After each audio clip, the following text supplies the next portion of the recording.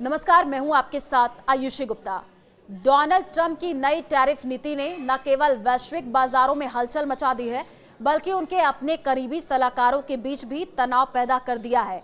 Tesla के CEO Elon Musk और Trump के वरिष्ठ व्यापार सलाहकार पीटर नवारो के बीच चल रहा सार्वजनिक विवाद अब सुर्खियों में है।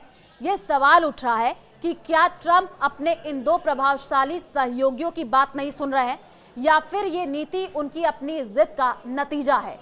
टैरिफ नीति का मसला। ट्रंप ने हाल ही में रेसिप्रोकल टैरिफ की घोषणा की थी, जिसके तहत अमेरिका ने लगभग हर देश पर 10% और कुछ देशों जैसे चीन, यूरोपीय संघ और वियतनाम पर इससे भी अधिक शुल्क लगा दिया। उनका दावा है कि इससे अमेरिकी विनिर्माण को बढ़ावा मिलेगा और राष्ट्रीय सुरक्षा मजबूत होगी। लेकिन इस नीति ने शेयर बाजारों में भारी गिरावट ला दी और वैश्विक व्यापार युद्ध की आशंका बढ़ा दी। 9 अप्रैल 2025 से अमेरिकी सीमा शुल्क और सीमा सुरक्षा ने इन टैरिफ को लागू करना शुरू कर दिया है, जिसमें चीन से आने वाले सामानों पर 104% तक शुल्क शामिल है। इस नीति के पीछे पीटर नवारो का बड़ा हाथ माना जा रहा है।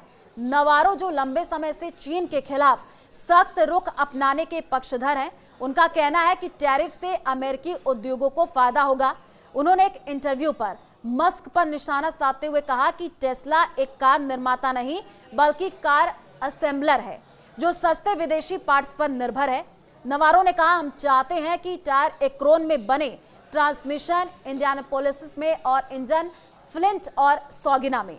इसके जवाब में मस्क ने सोशल मीडिया प्लेटफॉर्म एक्स पर नवारो को मूर्ख और ईंटों के बोरे से भी बेवकूफ करार दिया है।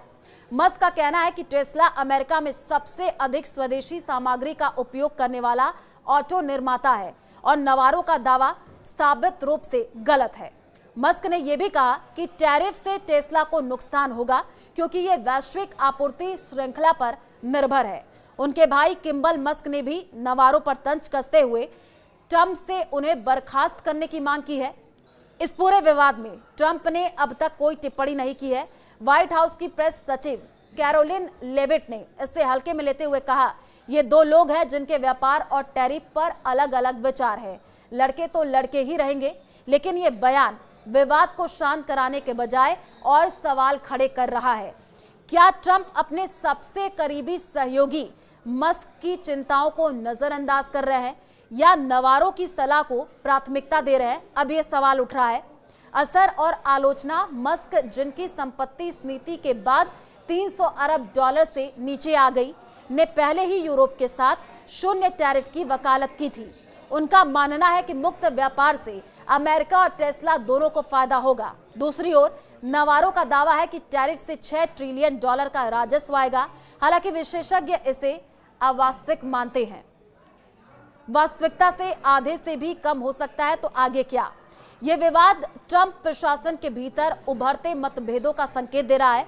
मस्क का टेस्ला और उनकी अन्य कंपनियां वैश्विक व्यापार पर निर्भर है, जबकि नवारो का जोर स्थानीय विनिर्माण पर है।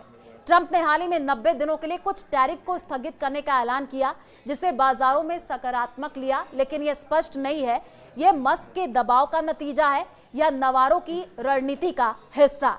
अब सवाल यह है कि क्या ट्रंप अपने फर्स्ट बडी मस्क की सुनेंगे या नवारो के टैरिफ युद्ध को बढ़ाएंगे? यह नीति न केवल अमेरिका के आर्थिक भविष्य को प्रभावित करेगी, बल्कि ट्रंप के करीबी सर्कल में एकता को भी परखेगी।